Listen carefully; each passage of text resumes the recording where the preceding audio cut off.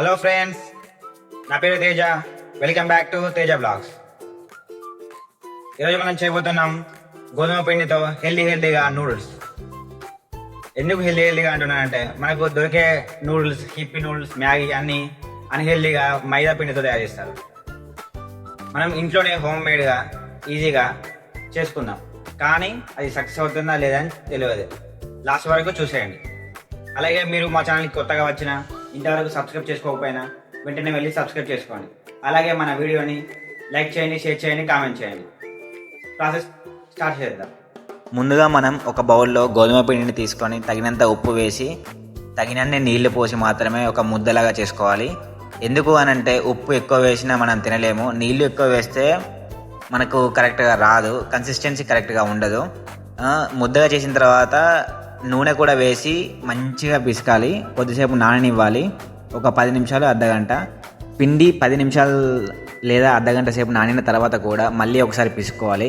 పిసికిన తర్వాత మురుకుల పావు ఉంటుంది కదా, అంటే కారపూసలు చేసేది, దాంతో చేయొచ్చు. కానీ పిండి హార్డ్గా ఉంటుంది, నువ్వెంత పిసికినా అని అమ్మ వాళ్ళు అన్న తర్వాత అది కూడా ఇరుగుతుందేమో అని చెప్పేసి నేను ఇక్కడ ప్లాస్టిక్ది నా దగ్గర ఉంది ఒక ఎప్పటిదో, దాంట్లో చేయడానికి ట్రై చేస్తున్నాను. కానీ అది నిజంగానే ఆ పిండి హార్డ్గా ఉండడం వల్ల చాలా కష్టంగా వచ్చాయి. అతి కష్టం మీద ఇలా నూడిల్స్ లాగా వస్తున్నాయి. ఏ ఎక్విప్మెంట్తోనైనా లేదు, మనం చేయితోని ఈ చిన్నపిల్లలు ఆడుకుంటారు కదా పిండి తీసుకొని పాములాగా చేయడం వల్ల, అలా కూడా చేసుకోవచ్చు, అదొక టెక్నికే. కానీ మనకు ఎంత సన్నంగా వస్తే అంత పచ్చిదనం పోతుంది ఉడకబెట్టినప్పుడు. కాబట్టి మనం వీలైనంత సన్నంగా చేసుకోవడానికి ట్రై చేయాలి. తర్వాత ఒక బౌల్లో వాటర్ తీసుకొని తగినంత ఆయిల్ వేసి కొంచెం వేడెక్కనివ్వాలి. మనం తయారు చేసుకున్న నూడిల్స్ అన్నింటినీ దాంట్లో వేసి మంచిగా ఉడకనివ్వాలి. ఉడకనిస్తేనే అవి ఉడికి మంచిగా పచ్చదనం అంతా పోతుంది పిండిది.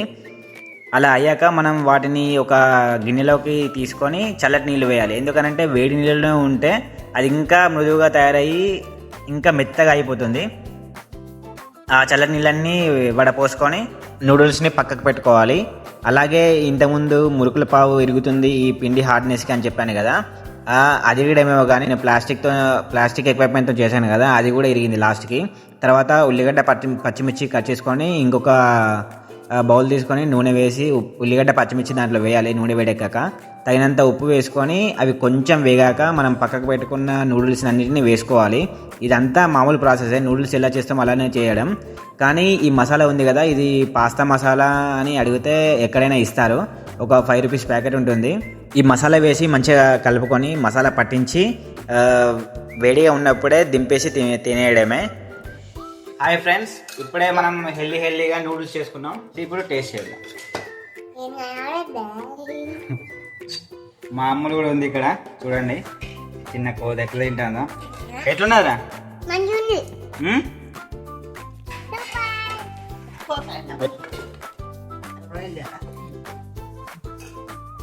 హెల్దీగా ఉంది గోధుమ పిండి చేసుకుంటే.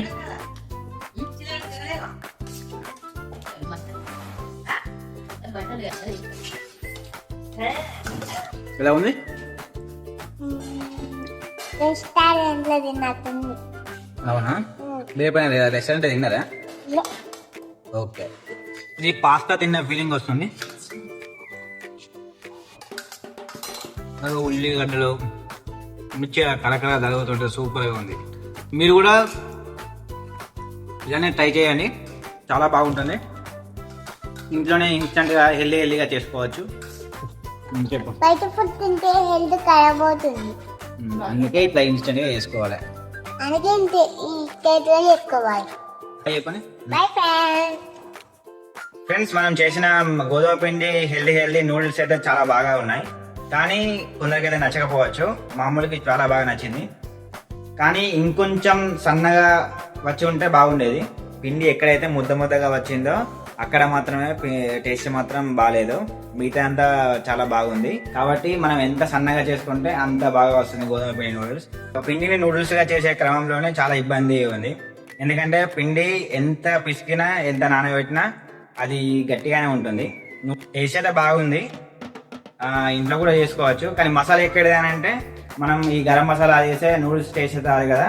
మన పాస్తా మసాలాని మన కిరాణా స్టోర్లో అడిగితే ఎవరైనా ఇస్తారు. 5 రూపీస్ ఉంటుంది పాస్తా మసాలా. అది అన్ని మసాలా సేమ్ ఉంటాయి, మ్యాగీ అయినా ఇప్పి అయినా ఏదైనా ఆ మసాలా వేసి చేశాను. ఓకే ఫ్రెండ్స్, ఇప్పటికీ నా ఛానల్ని సబ్స్క్రైబ్ చేసుకోకుంటే వెళ్ళి సబ్స్క్రైబ్ చేసుకోండి. మీరు కొత్తగా వచ్చినా సబ్స్క్రైబ్ చేసుకోండి. అలాగే ఈ వీడియోని లైక్ చేయండి, షేర్ చేయండి, కామెంట్ చేయండి. అలాగే నెక్స్ట్ వీడియోలో కలుసుకుందాం.